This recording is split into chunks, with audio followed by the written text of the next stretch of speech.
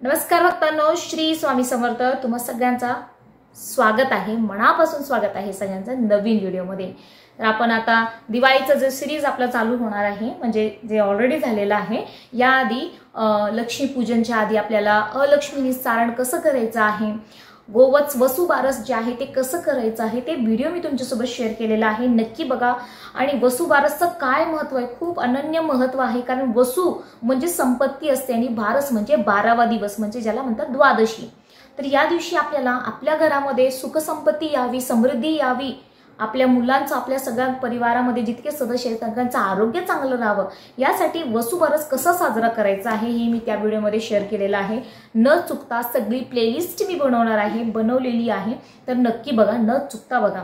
तर आता या दिवशी जे आहे 17 ऑक्टोबर 2025 या दिवशी आपलं वसुबारस आहे आणि त्यासोबतच गुरुद्वादशी सुद्धा आहे. आता गुरुद्वादशी म्हणजे या दिवशी काय झालं, याचं काय महत्व आहे. तर गुरुद्वादशी या दिवशी जे आहे, जे श्रीपाद श्री वल्लभ, जे की स्वामी समर्थांचा अवतार, म्हणजे श्रीपाद श्री वल्लभांचा पुढे जे अवतार आहे तो स्वामींचा अवतार आहे. पहिले श्रीपाद श्री वल्लभ, पहिले सर्वात आधी ब्रह्मा विष्णू महेश, त्यानंतर तिघांचं मिश्रण होऊन दत्तात्रेय, आपले जे दत्त भगवान आहे. दत्त भगवान कोण आहे? ब्रह्मा विष्णू महेश या तिघांचा मूळ अवतार आहे दत्तात्रेय. तर दत्तात्रेयांचा पुढचा जो अवतार होता तो होता श्रीपाद श्री वल्लभ.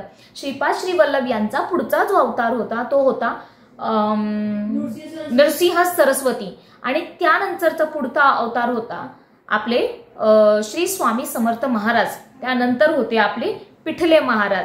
पिठले महाराजाच्या नंतर होते आपले मोरे दादा. मोरे दादाच्या नंतर आता आहेत सध्याला गुरुमाऊली. तर अशा प्रकारचा ह्यांचा एक क्रम आहे. इकडे थांबा ना थोडंसं, ते माझं दुधाकडे नजर चालली सारखी, कारण दूध खाली येईल म्हणून. अशा प्रकारचा हा पुढचा पूर्ण, म्हणजे जे म्हणलात ना, एकाच्या नंतर एक अवतार असे झालेले आहेत. तर निजदागमनाचा दिवस म्हणजे काय, म्हणजे मी जसं म्हणले की 17 ऑक्टोबर 2025 या दिवशी गोवत्स वसुबारस आहे आणि गुरुद्वादशी आहे. आणि या दिवशी म्हणजे श्रीपाद श्री वल्लभ आहे त्यांचा निजदागमनाचा अवतार. आता याचा अर्थ काय, तर निजदागमन म्हणजे या दिवशी त्यांनी आहे त्यांचा पहिला अवतार संपवला होता. जसं भगवान कृष्णान ते भगवान विष्णूंचे अवतार होते, त्यांनी त्यांचा अवतार संपवलं. त्यानंतर रामांचा अवतार घेतला त्यांनी, मग तो रामाचा अवतार संपवलं. म्हणजे पुढचा अवतार घेण्यासाठी त्यांना पहिला जो अवतार होतो तो संपवायचा असतो. म्हणजे पुढचा अवतार श्रीपाद श्री वल्लभच्या नंतर त्यांचा दुसरा अवतार होता नृसिंह सरस्वती. तर तो अवतार घेण्यासाठी त्यांना त्यांचा पहिला अवतार जो आहे तो संपवायचा असतो. तर निजदागमन म्हणजे त्यांनी त्यांचा अवतार संपवलं आणि त्यांनी ते परत आपल्या स्वतःच्या, निज म्हणजे स्वतःच्या धामला गेले ते, असं याचा अर्थ होतो. म्हणजे या दिवशी त्यांचा तो अवतार संपलेला आहे. तर या दिवशी आपल्याला कशी सेवा करायची आहे, श्रीपाद श्री वल्लभ म्हणजे साक्षात स्वामी समर्थ महाराज, कारण ते रूप एकच आहे. तर या दिवशी आपल्याला कशा प्रकारे सेवा करायची आहे, तर या दिवशी तुमची जी नित्य सेवा आहे ते तर तुम्हाला नक्कीच करायची आहे. आणि आपले जे सध्याचे जे गुरुमाऊली आहे, जे दिंडोरी येथे राहत असतात, त्र्यंबक गुरुपीठ सगळ्यांना माहिती असेल जर तुम्ही स्वामी भक्त असाल तर ते सुद्धा स्वतः आता नित्य सेवा करतात. नित्य सेवा म्हणजे काय, 11 माळी श्री स्वामी समर्थ या मंत्राचा जप आणि 3 अध्याय स्वामी चरित्रचे 3 अध्याय क्रमशः, अशा प्रकारे नित्य सेवा याला म्हणलं जातं. आणि ते स्वतः नित्य सेवा करत असतात. म्हणजे आपल्याला करणं किती गरजेचं आहे विचार करून बघा. त्यामुळे नित्य सेवा नक्कीच करा. आणि त्यासोबतच, कारण नित्य सेवा जो करत असतो स्वामी महाराज त्यांची गॅरंटी स्वतः घेत असतात की तुझं रक्षण क्षणोक्षणी मी करणार आहे, म्हणून आपल्याला नित्यसेवा करायलाच पाहिजे. आणि या दिवशी नित्यसेवा सोडून 11 माळी परत एकदा श्री स्वामी समर्थ मंत्राचा जप तुम्ही करा. श्रीपाद श्री वल्लभ यांचा जो आवडता मंत्र आहे, दिगंबरा दिगंबरा श्रीपाद वल्लभ दिगंबरा, या मंत्राचा 1 माळ तुम्ही कमीत कमी 1 माळ जप करा.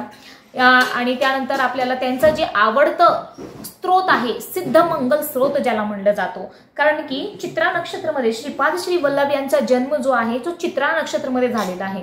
जो प्रत्येक महिन्यामध्ये तुम्हाला माहिती आहे 27 नक्षत्र असतात. ते 27 नक्षत्र प्रत्येक महिन्याच्या प्रत्येक दिवसाला येत असतात. म्हणजे 27 दिवसाला 27 नक्षत्र येत असतात.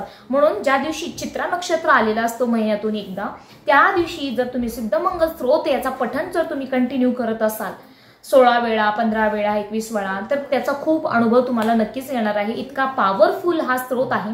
आणि हा जो चित्रा नक्षत्रावरती श्रीपाद श्री वल्लभ यांचा जन्म झाला होता आणि हा जो स्त्रोत आहे सिद्धमंगल स्त्रोत, हे श्रीपाद श्री वल्लभ यांचा सर्वात आवडता स्त्रोत आहे.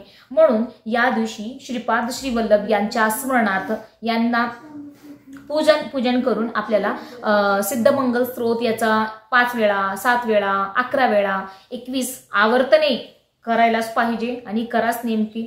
आणि त्यानंतर आपल्याला जे गुरुचरित्र आहे त्याचा 9वा अध्याय आपल्याला वाचायचा आहे.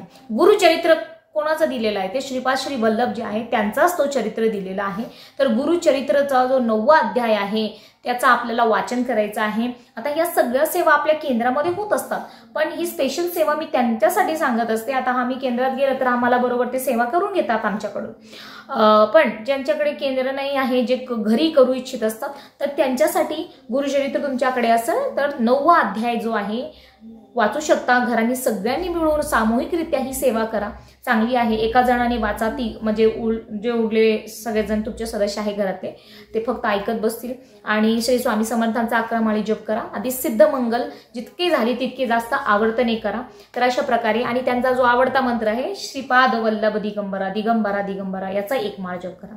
तर अशा प्रकारे आपल्या जे स्वामी आहेत, आपले जे गुरु आहेत, श्रीपाद श्री वल्लभ म्हणजे स्वामी समर्थच आहेत, कारण त्यांचाच पुढचा अवतार आहे.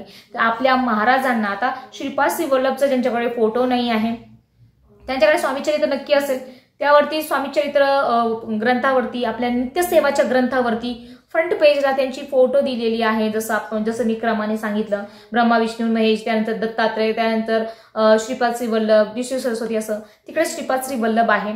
तिकडे त्या ग्रंथावर सुद्धा तुम्ही त्याची पूजा करू शकता.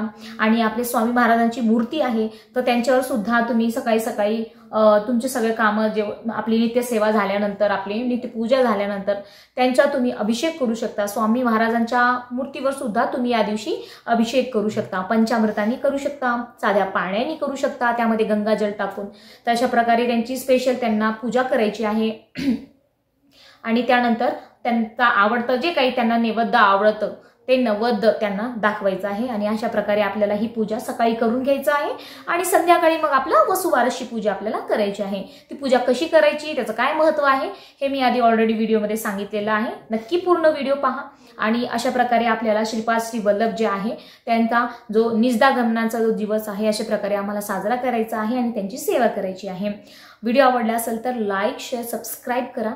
श्री स्वामी समर्थ.